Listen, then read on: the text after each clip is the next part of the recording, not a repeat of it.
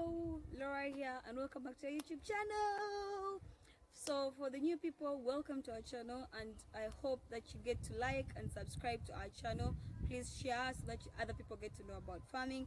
For our old guys, thank you for sticking around, and I hope that this is a very informative video for you.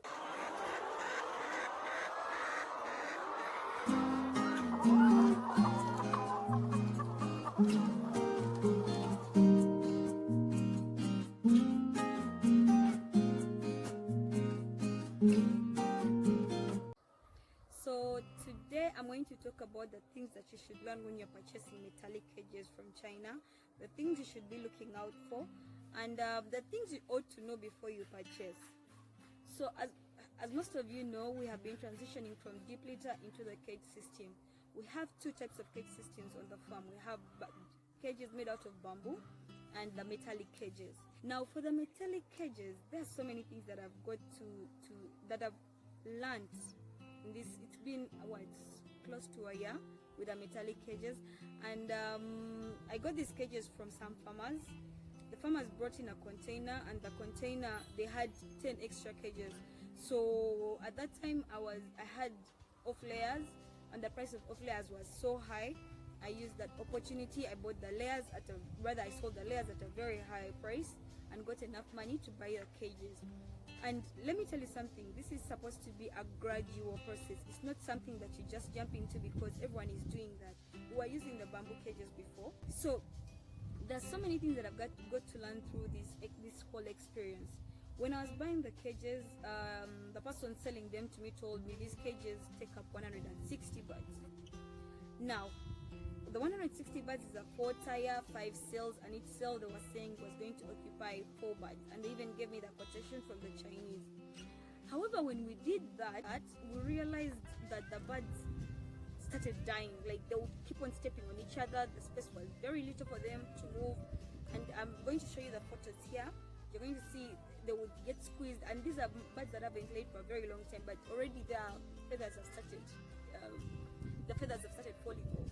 So you should know that if the Chinese man says that the cage takes up 160 birds, you're actually buying a cage of 120 birds. If he says you're taking up 120 birds, you're actually buying a cage of 90 birds.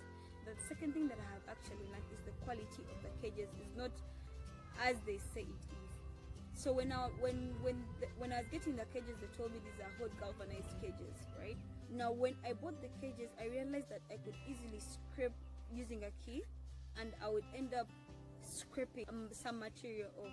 That means in the long run, they're not going to take me for a long run. They're just going to take me for 4 or 5 years, and that will be it, which is a good deal based on the money that I spent. I spent 1.4 million, 1.45 per cage. Actually, let's say 1.5 million per cage, installation inclusive. So I got to know that the quality that's stated on paper is not the quality that you get. Also, number 3, the quality of nipples that they state on paper is not the quality that you actually get.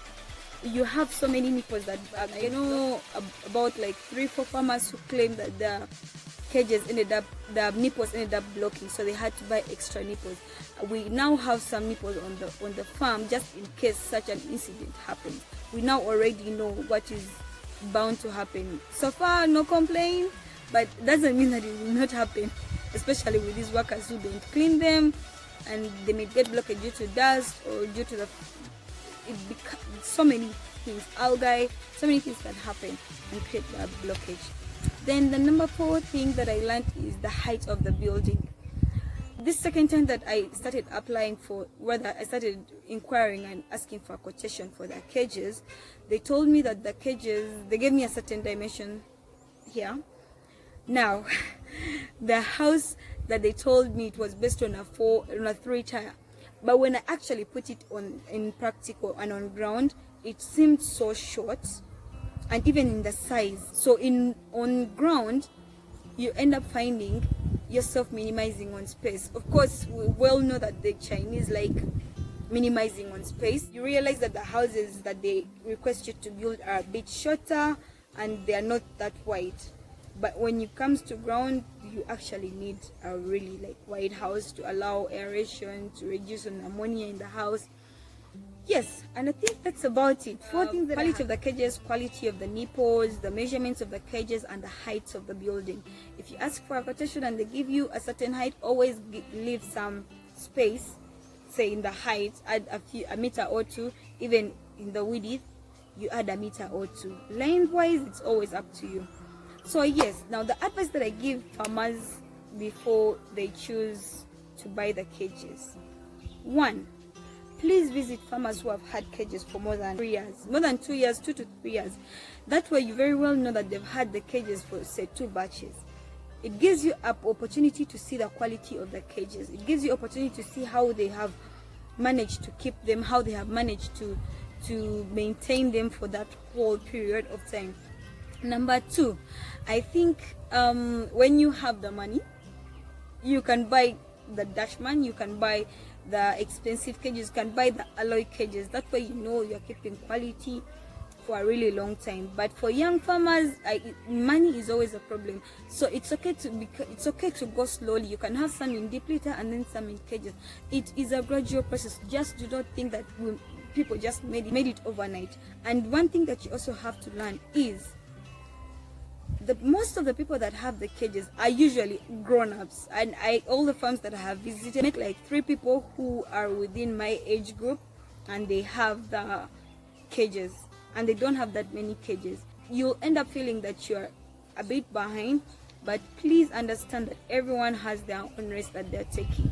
These guys also had time to make the money, and for you just starting out, take your time.